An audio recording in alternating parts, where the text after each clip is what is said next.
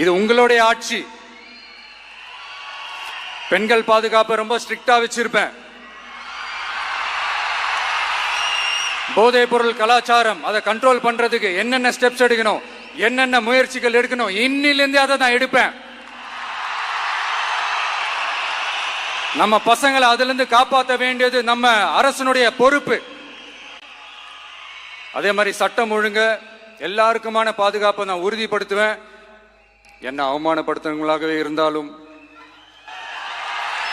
என்ன கஷ்டப்படுத்துறவங்களாகவே இருந்தாலும், அவங்களும் என் மக்கள் தானே. நண்பர்களாக இருந்தாலும் எதிரிகளாக இருந்தாலும் 8 கோடி மக்களும் என் மக்கள் தானே.